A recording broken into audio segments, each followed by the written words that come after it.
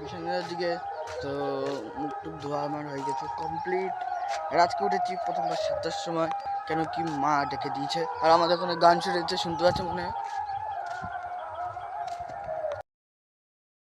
হয়ে গেছে প্রায় কমপ্লিট। তো বিহাজান আসবে, আমি ততক্ষণে চা খেয়ে নেবো। মা মনে আমার জন্য চা বানায়নি, কেন কি গোগা ছিল আমাদের বাড়িতে। না গোগা ছিল বলে না, তখন মা থালা বাসন ধুচ্ছিল, তো আমরা গেছিলাম ওইদিকে। তো গোগা এইখানে বসেছিল, যাচ্ছিল না, তার জন্য আমি চলে গেছিলাম গাইস স্টার নিতে।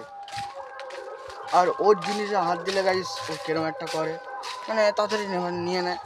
তো আমি ওকে দেইনি আমার স্ট্যান্ড, বলছে এখন আমি নিয়ে যাই, বিকেলে তুই নিয়ে নিস, বলছে না ইশারা করছে। তো আমার ফোনে চার্জ হচ্ছে 70%, তো আমি খুলে নিয়েছি।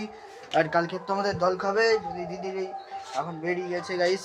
আর দেখো আগের থেকে ফুলকপি কত বড় হয়েছে। আর তুফান আমাদের বাড়ি এসছে এই যে, আর এই যে জল বন্ধ হয়েছে, আর এটা ঢালতে হবে এখন এতে, কেন কি এই জল কালকে দলনা রান্না করবে।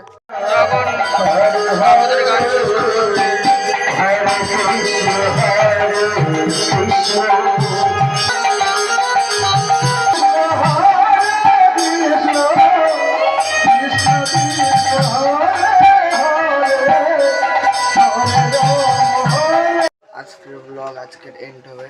তো very guys good morning, sorry. এই দেখো আজকে বৃষ্টি হয়েছে। আমাদের এখানে যেরকম জানো, তোমরা এখানে জানো আমাদের এখানে গান শুরু হয়ে গেছে। তো তোমরা হয়েছো কোনোদিন। Thanks for watching, bye bye.